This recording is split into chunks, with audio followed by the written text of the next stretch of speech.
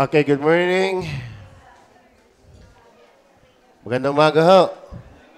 Amen. Sa mga young people natin dito, magandang umaga. Hindi na tayo magluluwat, magtatagal. Tayo po'y pasuyuling pakitayo. Kayo naman malalakas pa. Ano ho? Tunghayan natin ang ating Biblia sa aklat po ng Galatia. Galatia chapter 5, verse 19 hanggang 21. Okay, ganito po ang salita ng Diyos. Ang sinabi, at hayag ang mga gawa ng laman sa makatuwid ay ang mga ito. Pakikapit, karumihan, kalibugan, pagsamba sa Diyos-Diyosan, pangkukulam, mga pagtataniman, mga pagtatalo, mga paninibugho, mga pagkakaalitan, mga pagkakampi-kampi, mga pagkakabahabahagi, mga hidwang pananampalataya, mga pagkapanaghilian, mga paglalasing, mga kalayawan, at ang mga katulad nito, tungkol sa mga bagay na ito, ay aking pinagpapaunang ipaalala sa inyo, tulad sa aking pinagpapaalaala ng una na sa inyo, na ang mga nagsisigawa ng gayong mga bagay ay hindi magsisipagmana ng kaharian ng Diyos. Tayo po'y manalangin, Panginoon, pakipagpala niyo po, Diyos, ang pangaral ng iyong salita. Naalala ko rin po, Sister Mary Baby, na meron niyo pong iniindang karamdaman, iyo po rin po siyang hipuin, pagalingin. Salamat po, Ama, na marami sa pangalan pa ng Jesus. Amen. Pakiupo na po kayo. Tingnan po natin sa English po yung ating text. Kasi hindi natin makikita sa Tagalog yung paksa natin. And, sige, balikan nga natin. Verse 19. Now the works of the flesh are manifest, which are these: adultery, fornications, uncleanness, lasciviousness. Sige po. Idolatry, witchcraft, hatred, variance, emulations, wrath. Yan po ang ating pag-uusapan ngayong umaga. Isa sa kasalanang ginagawa ng ating katawan na nakatira yung masamang hilig ay yung galit, puot. Ang tao'y nagagalit. Ang tao'y napupuot. Ang tao'y nasama ang loob. At yan ay ating pag-uusapan dahil yan ay isa sa listahan na ayaw ng Diyos. Isa sa listahan ng mga kasalanan na hindi talaga kinalulugdan ng Diyos. Ang Diyos ay nagalit din, pero tama ang kanyang galit. Ang tao ay nagagalit, pero lampas sa pamantayan ng Diyos. Okay, so yun ating pag-uusapan, galit, puot, muhi. Dalawa lang ho ang hati ng ating kukunin ngayong umaga na umuugnay o tumutukoy sa tinatawag na puot o galit. Una ay yung the wrath of man, then number 2 yung the wrath of God. Galit ng tao at galit ng Diyos. Uunahin muna natin yung galit ng tao. Kayo ba'y nagagalit din? Kayo ba'y namumuhi din? Sa totoo na pastor, ayaw ko nga sanang sumimbat dahil ako'y galit. Ano? Sa totoo na, pastor, talagang ako'y may kinaasaran. Talagang gusto ko nang tirisin. Gusto ko nang takirin. Pag nakita kong astole, gusto kong itulak. No? May mga ganyan. Pero tingnan po natin yung flow.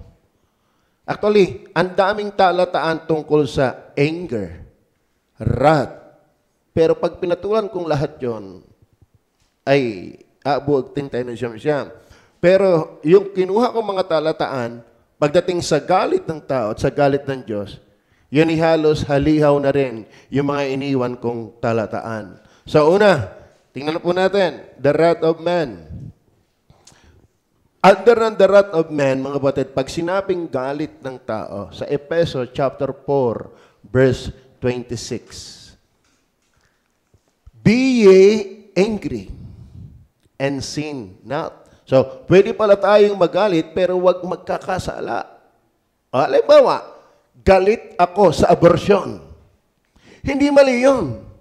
Dapat lang galit ka sa abortion. Dapat, halimbawa, galit ako sa gawaing nagiinom ng alak. Tama lang yun. Ibig sabihin, ang galit ay may lugal. Tama ba? Galit ako sa gawaing pagnanakaw. Dapat lang, huwag kang matuwa sa pagnanakaw. Tama? Galit ako sa nangre-rape. Dapat lang, huwag kang matutuwa sa nangre-rape. Pero yung galit kang sumimba, galit ka sa nagbabasa ng Biblia, galit ka sa nag-aakay ng kaluluwa, yan ang sala. Tama ba? Be ye angry and sin not. Ibig sabihin, may galit na hindi mali. Pero merong galit na mali. At yun ang ating pag-uusapan. Are you with me? Be ye angry and sin not. Ito yung kasalanan ng taong galit. Let not the sun go down upon your wrath.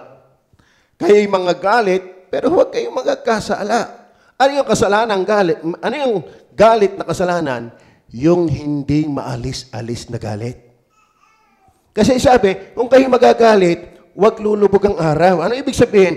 Dapat ang galit mo nawala na maghapon pa lang. Hindi yung isang buwan, isang linggo na galit ka pa. Isang taon na galit ka pa. Namatay ka ng galit. So, ang ibig sabihin ng the wrath of man is forgiving. Ang dami niya. Not. Forgiving not. Ibig sabihin, mga batid, ang kasalanan, ang galit na kasalanan ay yung galit na hindi maalis-alis. Tatandaan ninyo, tama ang magalit. Kapag ang galit ay ini-apply sa mga maling gawain. Nanonood ka ng pornography, magalit ka dyan. Hindi yan tama. Tama ba? Nagsusugal ka, kagalitan mo yung sugal. Bakit? Hindi tama yun eh. Doon mo i-apply ang galit. Pero kung ikaw naman ay nagalit sa iyong asawa, nagalit ka sa iyong kapatid, nagalit ka sa iyong kumare, nagalit ka sa iyong kaklase, at talagang antindi ng galit mo na hindi maalis-alis, hindi ka marunong magpatawad, yan ang kasalanan, galit. Ang galit, hindi maiaalis, pero wag mong pamamalagiin. Tama. Hindi minsan maiwasan ang magalit.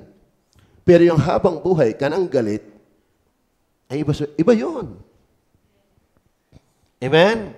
Naintindihan mo ba? Kayo ba mga bata ay masaya sa Mobile Legend? Diyan kayo magalit. Bakit? Uubusin yan ang oras nyo at magiging pangkal kayong mag-aral. Nakaka-addict yan. Tapos hindi masugo ng mga magulang. Bakit? Hindi pa ako tapos. Kaya si Jimuel, ayaw na ayaw kung makakakita dito na naglalaro. Dinidisiplina ko yan eh. Tama? Number 2, not only forgiving not, but the wrath of man is also foolishness. Yung palang taong magagalitin ay mangmang. Kaya wag ko kayong magagalitin. Magalit lang, pero wag yung magagalitin. Ayun eh. Tingnan niyo po. Proverbs 14:17. Proverbs 14:17. Siyang nagagalit na madali. Madali daw magalit. Ay gagawang may kamangmangan. Tingnan niyo ha. Ating kinukuha lang yung unang bahagi, the wrath of man. Ito ay forgiving not. Hindi ito marunong magpatawad. Sabi, lumubog ang araw sa inyong galit. Ibig sabihin, huwag tumagal ang inyong galit. Mahaba na ang isang araw. Hindi yung habang buhay kang galit. Tama ba? Tama yun. Bible yan eh. Padalwa, siyang nagagalit na madali ay gagawang may kamangmangan at ang taong may masamang katha ay pagtatanim. Yan. Kaya pala maraming galit din sa iyo kasi magagalitin ka rin. Kasi ipinagtatanim yan. Ang galit, namumunga ng galit. Tama ba? Oo. So, tingnan niyo po ang Ecclesiastes 7 verse 9. Ecclesiastes 7 verse 9. Huwag kang magagalitin. Huwag kang magagalitin sa iyong kalooban. Pwedeng nakangiti. Papatayin kita. Ano? Nakangiti, pero bangibi ang puso. Talagang, alam mo, makasalubong lang kita. Di ka? Mayroong nagkukubli sa ngiti. Pero asar na asar sa mami. Lagi na ako inutusan. Lagi na ako pinabili. Pero yung loob nagmamaktol. Tama ba? Huwag kang magagalitin sa iyong kalooban sapagkat ang galit ay nagpapahinga sa sinapupunan ng mangmang. Yan palang galit, yan po ay taglay ng mga maas. Mga usbaw. Mga ulaga. Amen? So, kaya tayo ay hindi maiwasang magalit. Pero mangmang yung laging galit. Naintindihan niyo ba yan? Sino dito hindi nakaranas magalit? Ipokrito tayo pag nagsasabi tayo, hindi ako, naku, pastor, ako'y napaka-behave. Ako'y napaka-cool. Hindi ko naranasang magalit. Lahat tayo nagagalit. Pero yung mabuhay at magtanim habang buhay ng galit, ang Diyos ngayon nagalit. Pero ang Diyos ngayon lumalamig. Tama? Ang Diyos ay galit na galit sa Israel kapag siya'y lumalayo at sumasamba sa ibang Diyos. Pero kapag ang Israel ay nagsisi, tumingin ng tawad, nahupa ang galit ng Diyos eh. Ano yan? Magaling ka pa sa Diyos? Ang Diyos ngayon nahupa ang galit. Bakit naman ikaw ay hindi? Tama ba? Ang Diyos ngayon nagpapatawad. Sino ka naman para hindi? Naintindihan nyo kaya? Abay, wag mong isiping mas magaling ka sa Diyos. Mas malakas ka sa Diyos. Ang Diyos nga ay nagpapatawad. Nahuhupa yung galit. Huwag namang ikaw ay mas magagalitin pa sa Diyos. Number 3, kasi meron pa tayo pupuntusin sa Diyos. Not only ang wrath ay forgiving not, but also foolishness. Number 3, yan pong galit ay fleshly and devilish. Fleshly and devilish. Ibig sabihin mga kapatid, ang pagiging magagalitin o nabubuhay sa galit, ayaw magpatawad, lagi nilang asar, lagi nilang masama ang loob, lagi nilang mayroong paghihiganti, lagi nilang may puot. Yan po ay una, sabi natin, hindi marunong magpatawad. Pandalwa, yan po ay kamangmangan. Pantatlo, yan po'y makalaman at makadimonyo. Yan po palang matinding galit. Yan po palang hindi maalis-alis na galit. Puot, muhi, sama ng loob. Yan ho'y laman. Hindi espiritual yan. Makalaman yan. Hindi talaga yan maka-Diyos. Makademonyo. Alin nga ang gusto nyo? Makademonyo, maka-Diyos. Ay, masarap na gulay yan. Akala mo yung maka-Diyos. James chapter 4, verse 1 and 2. Ano sabi dyan? Saan nagbubuhat ang mga pagbabaka? Saan nagbubuhat ang labanan? Pagtatalo. Dahil ba sa pag-ibig? Alam mo, mahal na mahal kita, ikibabariling ko. Kaya nga may labanan, may sigwaan, may alitan, mayroong patayan, mayroong himagsikan dahil ng galit. Kaya magulo sa tahanan, kaya magulo ang relasyon ng mag-asawa, kaya magulo ang relasyon ng magkakapatid sa pamilya, kaya magulo ang relasyon sa kapitbahay, kahit sa lipunan, kahit sa kumpanya. Bakit? May nabuong alitan. At ang ugat, metya ng galit ay, ng alitan ay puot. Tama ba?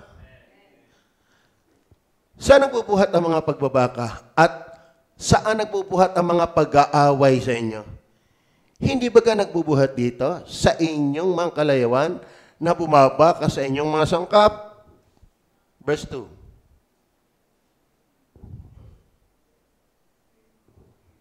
Kay nangagiimbot at kay wala.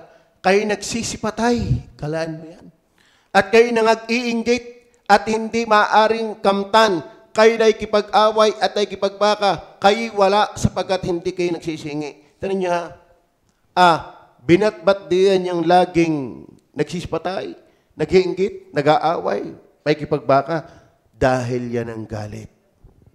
Kaya mga kapatid, ang galit, nilinaw yan sa chapter 3, verse 14 hanggang 16. Chapter 3, verse 14 hanggang 16. Ano sabi? Ngunit kung kayo'y mayroong mapapait na paninibugho, ano yung mapapait? Yung gang kim-kim mo, sasabog ang diwa mo. Masama talaga ang lasa mo. Huwag na huwag kong maikitang pupunta sa bahay yan. Huwag na huwag kong makakasalubong yan. Pag hindi siya. Naintindihan niyo ba yan? Ngunit kung kayo mayroong mapapait at paninibugo at pagkakampi-kampi sa inyong puso, ay huwag ninyo ipagpapuri at huwag magsinungaling laban sa katotohanan. Ano yung huwag nating lulukuhin ang ating sarili?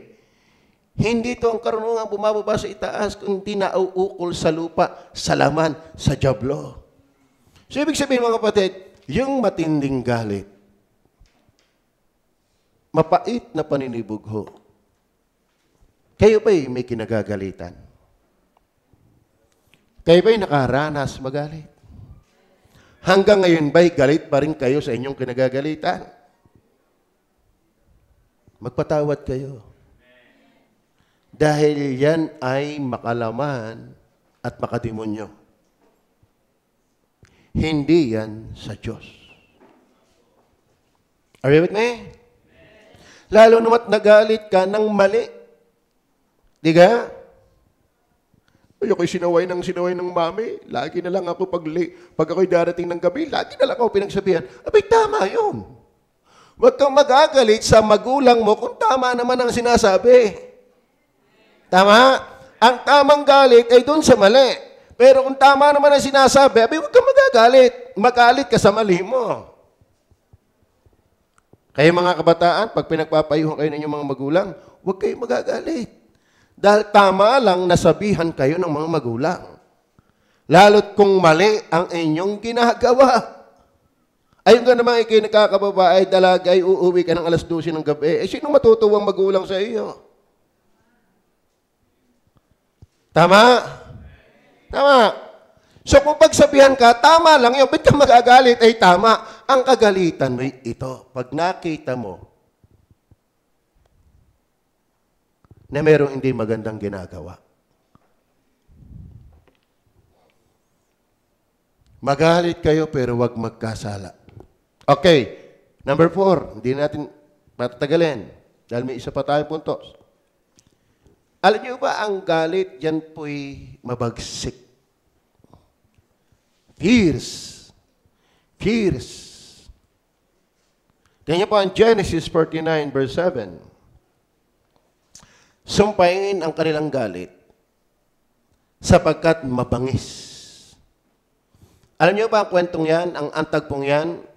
Minsan si Jacob ay nakarating ng lugar, nalimutan ko na yung lugar na yan, na yung kanyang isang anak na babae na pangalan ay si ano? Si? Dina. Oh, galing natin Marle. Dina. Ako di na maalaala. Pero siya, Dina. Si Dina, ano? Siya ay ni-rape. Ano nga lugar yun natin Marlesan? Hindi, si Kim, yan, okay. Anak ni Amor, yan. Asawa ni Pubet. Okay. Si Kim, nagustuhan ang anak ni Jacob na maganda si Dina. At ang masama nun, ni-rape. Okay lang sana gusto, kaso lang, ni-rape. Ngayon, ay gustong may pagkasundo. Sabi ng si Kim, lahat ng babae nyo ay ibibigay nyo sa amin, at yung babae naman namin ay ibibigay namin sa inyong lahi, Israel. At kumuha na kayo ng mga property dito sa aming bansa. Pero ayaw, hindi. Pero gumawa ng may katusuhan itong panganay. Panganay si Simeon. Simeon, yung panganay, sina Levi, si Ruben. Ito natin Merle, magaling yan. Living Bible yan eh. Okay. So, sabi, payag kami. Pero isang kondisyon. Lahat ng lalaki nyo ay inyong tuliin. Nabasa nyo na ba yan? Maganda yung nagbabasa ng Bible. Lahat ng lalaki ng sityo may tutuliin. Pero tuso si Ruben, si Simeon. Anong ibig sabihin? Kapag circumcised ang lalaki, may iniinda, hindi forsado. Nung sila'y bagong tuli, sinalakay sila ni Ruben, ni Simeon, ni Levi, at pinagpapatay. Bakit? Galit sila sa ginawa sa kanilang kapatid. Kaya sabi ni Jacob sa kanila, sumpain ang kanilang galit. Bakit? Mabangis. Ano ba ang galit ng tao? Mabangis. Are you with me? Minsan, papatay talaga yan. Minsan, mamamaril yan. Are you with me? Galit yan ng tao. Walang mild na galit. Talagang ginawang ka ng masama. Kala nyo, kabuti ng Panginoon, ginawa na sa kanyang lahat. Ang sabi niya, patawarin niyo sila sapagkat hindi nila nalalaman ang kanilang ginagawa. Tayo hindi. Hanggat may lahi ka, hanggat may natitira mong kamag-anak, uubusin ko. Naniniwala pa kaya mabangis ang galit? Sino nakaranas na ditong talagang naging violente dahil ang galit?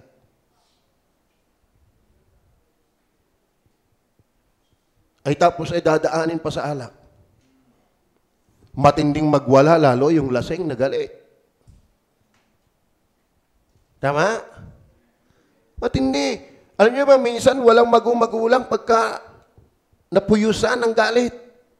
Walang kapakapatid, walang kamakamag-anak, walang ninong-ninong, walang kumpa-kumpare, walang kaklase-klase, walang teacher-teacher, pagka ako'y galit. Akalain mong pinatay ni magkakapatid nila ang maraming lalaki dahil nilapastangan ng kapatid na babae. Kaya sabi ni Jacob sa kanyang mga anak, sumpain ang kanilang galit. Bakit? Mabangis. At ang kanilang pag-iinit sapagkat mabagsik. Tama ba?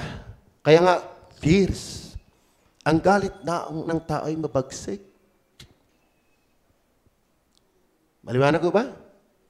Tamo si Cain, nainggit, nagalit kay Abel. Anong ginawa ni Cain kay Abel? Pinatay. Ano ba, dahil sa galit ng mga Preseo ng panahon niya, ang painungsos na walang ginagawang masama, pinatay. Maraming involved na krimen, ang mitya, galit, puot, paghihiganti. Tama ba? Ang galit ng tao'y mabagsik. Ito yung banta. Ito naman yung babala. Ang galit ng tao'y fireable.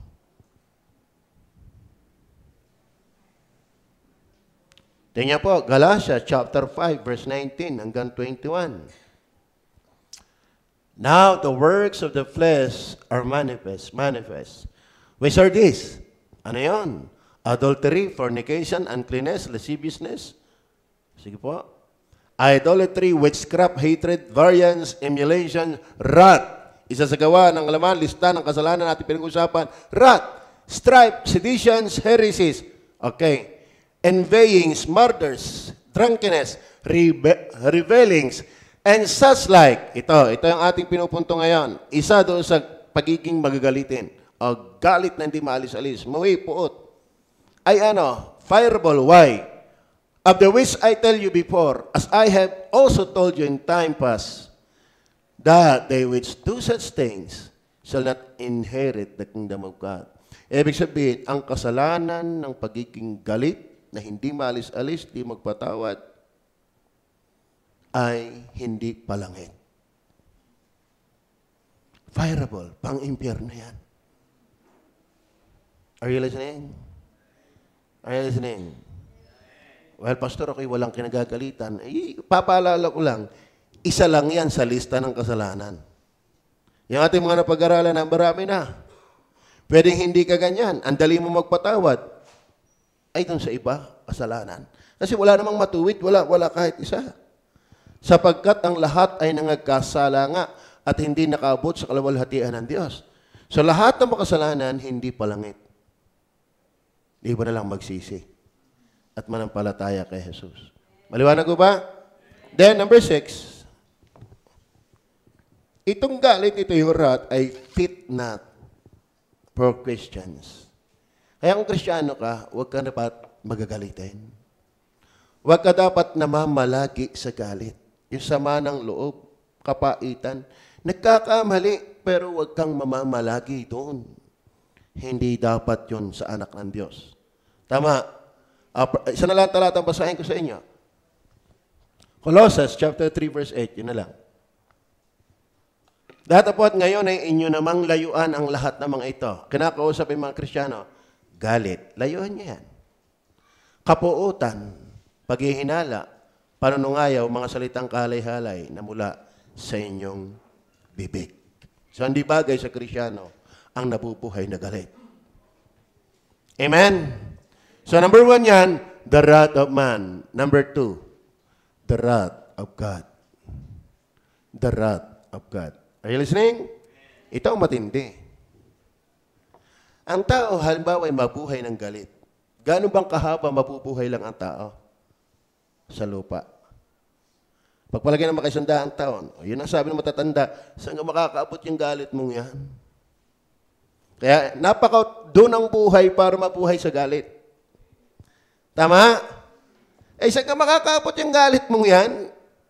Pero ang nakakatakot ay ang galit ng Diyos. Bakit? Ang Diyos ay kayang magalit ng walang katapusan. Amen? At ang pinakamalupit na galit ay hindi sa tao. Pagpalagay na maging violente, kaya mo gang pugnawin ang mundo dahil lang sa iyong galit? Hindi. At saka, ikaw ay gagawa ng masama doon sa object na iyong kinagagalitan. Pero ang Diyos, mga kapatid, mas matinding magalit. Kala nyo ang Diyos ay puro pag-ibig. Alagi sabi ng tao, God loves you. God loves you very much. Hindi mo naiintindihan. Ang Diyos ay nagagalit. Di ba? Actually, mga kapatid, kaya nga ang Diyos ay galit dahil ang Diyos ay pag-ibig. Pastor, paano yun? Paano ang Diyos na pag-ibig ay naging galit? Kaya nga sabi ko sa inyo, sabi kanina, kayo'y mga galit at huwag magkasala. So, ibig sabihin, kaya ang Diyos ay nagagalit dahil merong kasalanang kinagagalitan. Dahil mahal niya ang tama. Kaya tingnan nyo, kayo'y mga galit pero huwag kayong magkasala. Ibig sabihin, merong tamang kagagalitan. Ano kagagalitan mo? Sugal, Baret, SOy, Mobile Legend, Dota, pangangalunya, pakikapid, kalaswan, lahat ang uri ng kamalian, kagalitan mo yan. Ibig sabihin, may tamang paglalapat ang galit. Ngayon ang Diyos, mahal niya. Ang Diyos ay pag-ibig. Ano yung kanyang mamahalin? Ay di yung tama. Ngayon, kaya siya galit dahil ikay mali. Are you with me? Tayo ba'y makasalanan? Taas dito ang kamay ng walang kasalanan. Tayo makasalanan. Ang ibig sabihin ng galit ng Diyos, ewan kung napalagay dyan, tingnan po natin, ang galit ng Diyos. Ito ang kahulugan.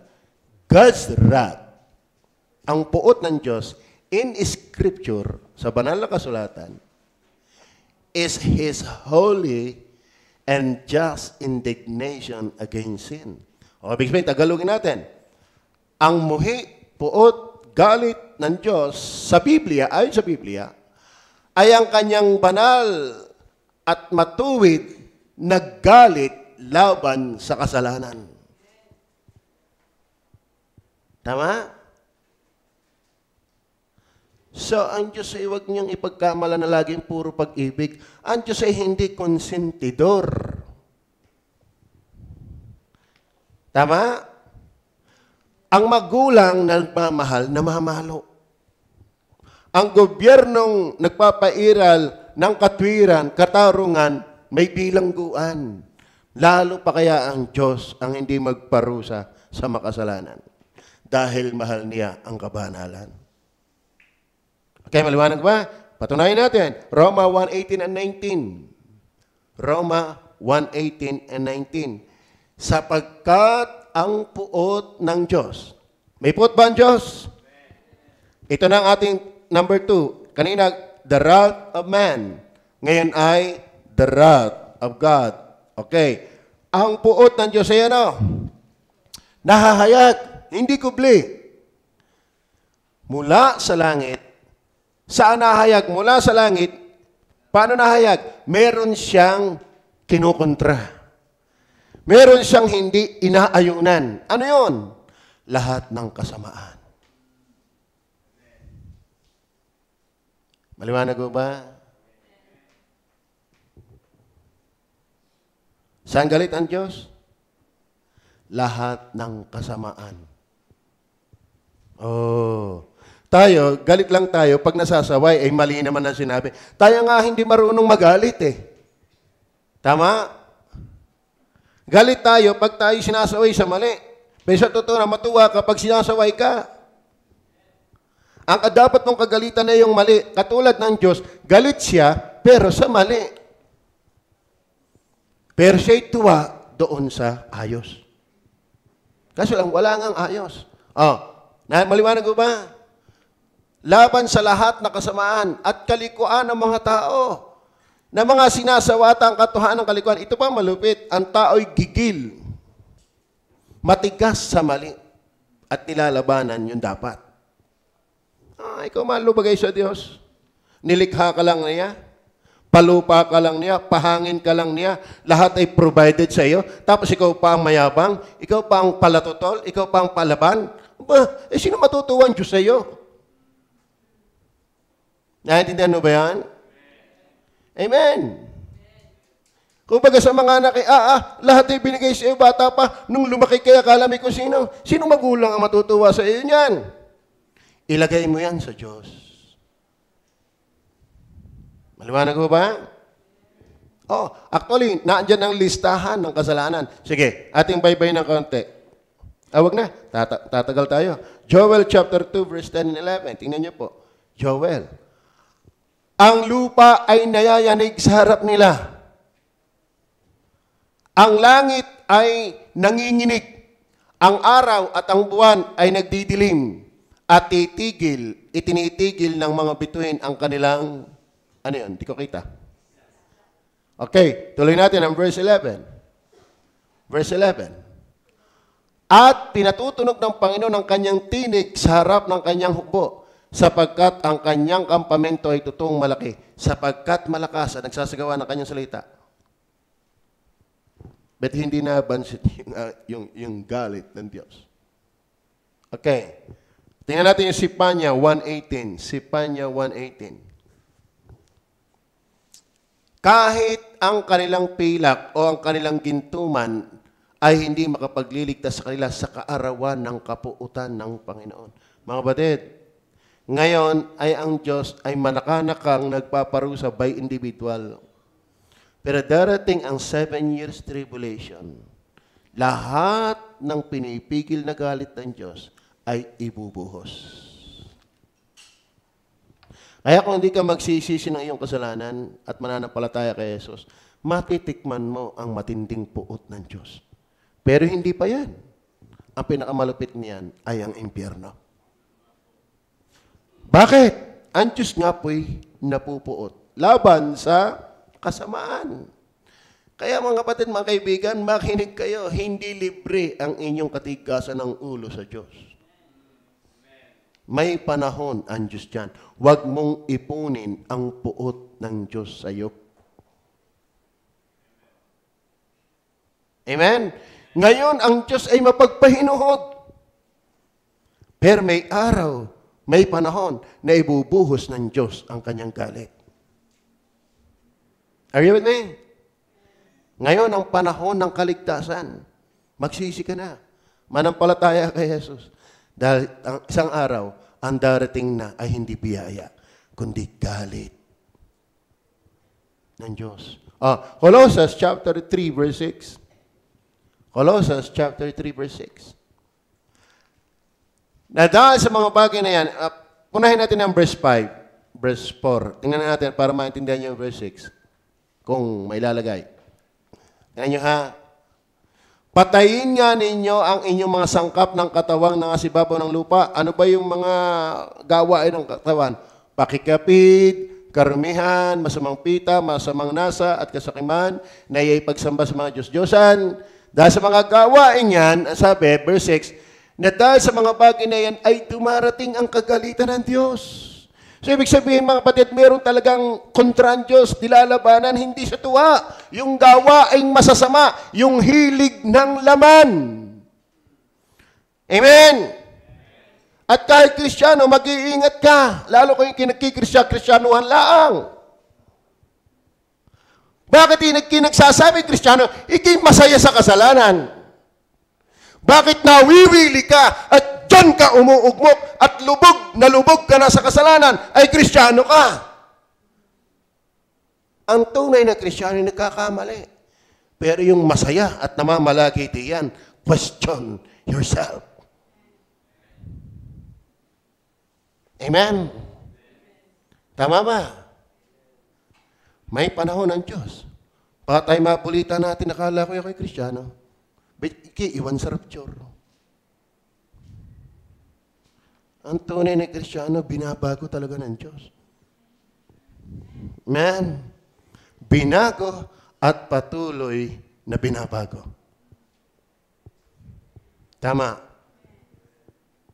Nangihina, pero ibinabango ng Diyos. Natatapilok, pero ibinabango ng Diyos. Pero yung habang buhay ka nang lumalangoy sa mali, question your relationship with Christ. Are you with me? Dahil sa mga bagay na yan ay dumarating. Ang alin? Ang kaluguran? No. Ang kagalitan ng Diyos. Saan? Sa mga anak ng pagsuway. Maliwanag ko ba? Kaya fireable. Kaya fireable eh. Kaya ang Diyos po'y muhi. Hindi lang sa kasalanan, kundi sa makasalanan. Huwag kayong maniwala, God hates sins, but He loves the sinners. Alam niyo po, hindi niyo mapapaghiwalay ang tae at ang kanyang amoy.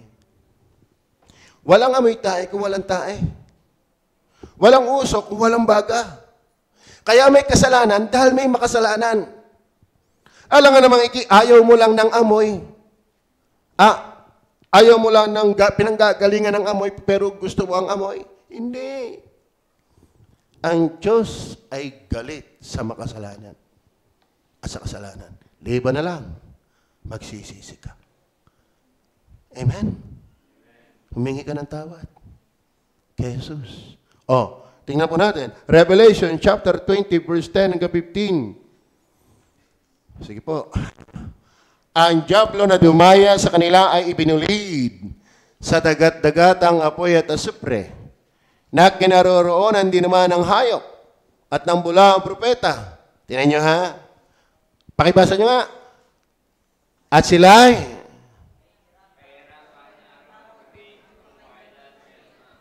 ganong katagal? Ang tao kung magalit, ipagpalagay na magalit ka. Ang galit ng tao ay mali. Pero saan makakarating ang galit mo? Hindi mo nga alam kung kaya mo mabuhay ng 70 taon. Pero ang Diyos, palibas ay namamalaging Diyos, kaya niyang magalit ng walang katapusan. Tama ba? Amen? Gano'ng magpapahirap? Gano'ng katagal ang parurusahan ng Diyos? Araw at gabi. Okay, ituloy nga natin. Verse 11. At nakita ko isang malaking luklukang maputi, at ang nakalukluk doon, na sa kanyang harapan, ang lupa at ang langit ay tumakas, at walang nasumpungang kalalagyan nila.